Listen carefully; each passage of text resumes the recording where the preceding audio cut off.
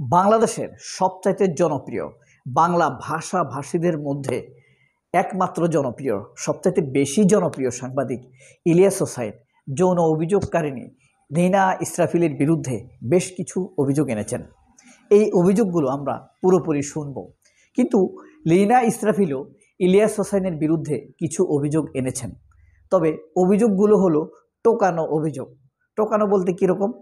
যেমন লীনা ইসরাফিল কিন্তু সাংবাদিক ইলিয়াস হোসাইনকে ফোন দিয়েছিলেন এবং ফোন দিয়ে অনুরোধ করেছিলেন, ভাইয়া আমার বিষয়টি নিয়ে খুব বেশি এগোয়েন না আপনি, কারণ আমি এমনিতেই মান সম্মান হুমকির মধ্যে পড়ে গেছি, তাহলে আরও বেশি সমস্যায় পড়ে যাব।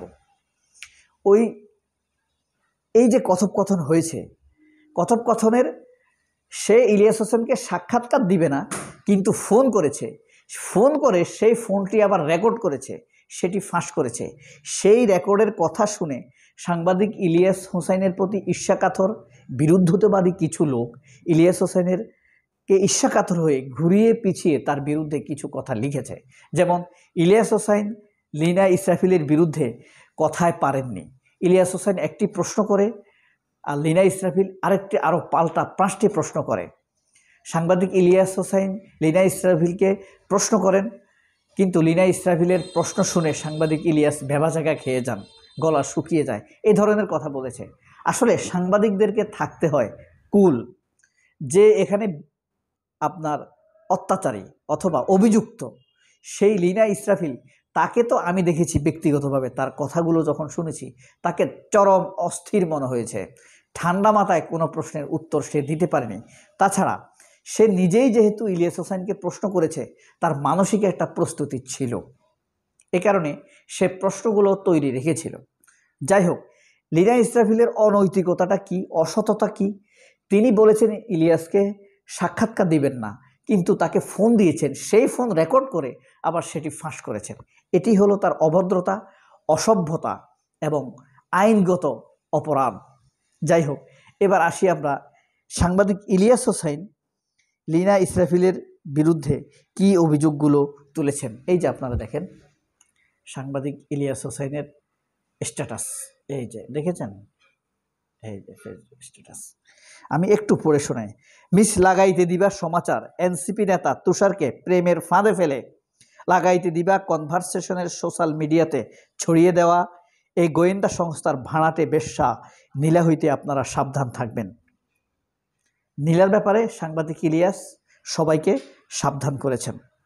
তাকে গোয়েন্দা সংস্থা ভাড়া করেছিল এনসিপির সিনিয়র কয়েকজন নেতাকে হানি ট্র্যাপে ফেলতে, যার কিঞ্চিত সফল হয়েছে এই ভাড়াটিয়া নীলা ইসরাফিল।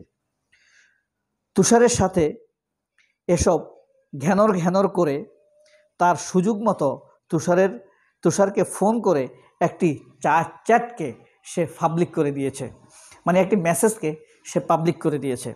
আমার পেছনে সে লেগেছে প্রায় 3 বছর যাবৎ, অর্থাৎ সাংবাদিক ইলিয়াসের পেছনে এই নীলা ইসরাফিল 3 বছর যাবৎ লেগে আছে। ঘুরিয়ে পেঁচিয়ে এই সমস্যা ওই সমস্যা বলে কথা চালাতে চাইতো, কিন্তু সুবিধা করতে পারেনি। এর আগে হাসান আরেফের মতো একজন ভদ্রলোকের সংসারে ঢুকে তার পুরো পরিবারটাকে তছনছ করে দিয়েছে। শেষ পর্যন্ত হাসান আরেফের ছেলে তাকে ডিভোর্স দিতে বাধ্য হয়েছে। হাসান আরেফের বাসায় থেকে একাধিক পুরুষের সাথে মেলামেশার কারণে হাসান আরেফের ছেলে তাকে তালাক দেয়। তালাকের পরেও বিভিন্ন উছিলায় টাকা নেয়ার জন্য তদবির করতে থাকে, কিন্তু তার এতে কোনো লজ্জা করেনি। এই মহিলা হতে সবাই সাবধান থাকবেন। আবারও সাবধান করা হয়েছে। কিছুক্ষণ আগে তাকে ফোন করে খুব শক্ত কিছু প্রশ্ন করেছিলাম, ইন্টারভিউ দিতে বলেছিলাম। ইচ্ছা ছিল লাইভে এনে তাকে কিছু প্রশ্ন করব। ইন্টারভিউ দিতে রাজি না হয়ে আমার কথা রেকর্ডে কাট পছন্দ মতো অংশ ছেড়ে দিয়েছে।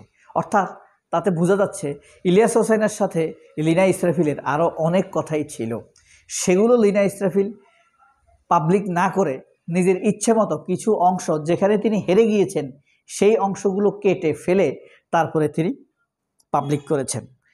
এটা আমি বলছি না লীনা ইসরাফিলের অসততা রয়েছে, যদিও সেখানে আজে বাজে কোনো কথা ছিল না। সে এরকম করবে জানলে আমিও রেকর্ড রাখতাম। যাই হোক, নিচের ভিডিওগুলো সব আমার কাছে আছে। এই যে তার কি ধরনের আজে বাজে ভিডিও, এই যে দেখেন।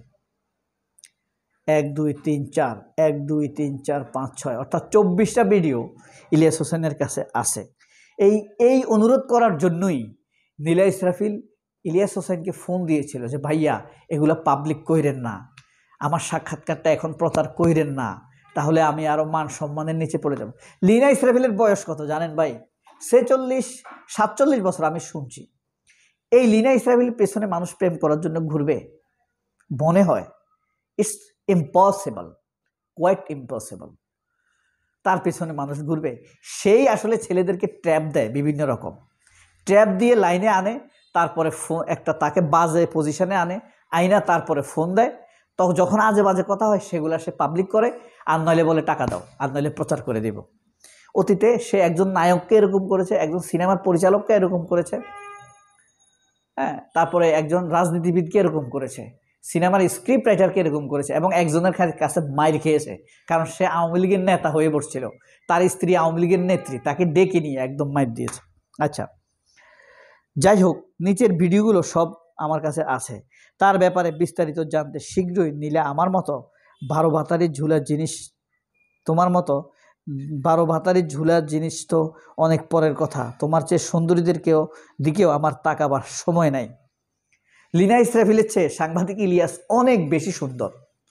সাংবাদিক ইলিয়াসের যারা আগের ছবি দেখেছেন, সে যখন এশিয়ান ইউনিভার্সিটিতে পড়তো বা 21 টিভিতে 21 চোখ উপস্থাপনা করতো, সেগুলো আপনারা কখনো দেখবেন। অসাধারণ সুন্দর ইলিয়াস হোসেন, ভেরি বিউটিফুল বয় রেকর্ড করতে। আচ্ছা, যাই হোক, তোমার মতো এরকম সস্তা মেয়ের প্রতি কোনো আগ্রহ থাকার সম্ভাবনা আমার নেই, তাছাড়া তুমি যথেষ্ট বৃদ্ধা হয়ে গিয়েছ। এই হলো ইলিয়াস হোসেনের অভিযোগ লীনা ইসরাফিলের বিরুদ্ধে। এই যে লীনা ইসরাফিলের যে ভিডিওগুলো ইলিয়াস হোসেনের কাছে আসে, তার স্ক্রিনশট দিয়েছে।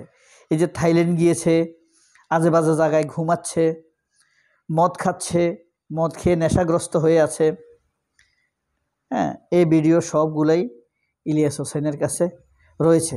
এই যে দেখেন, সে মদ খাচ্ছে, দেখতে পাচ্ছেন? এই যে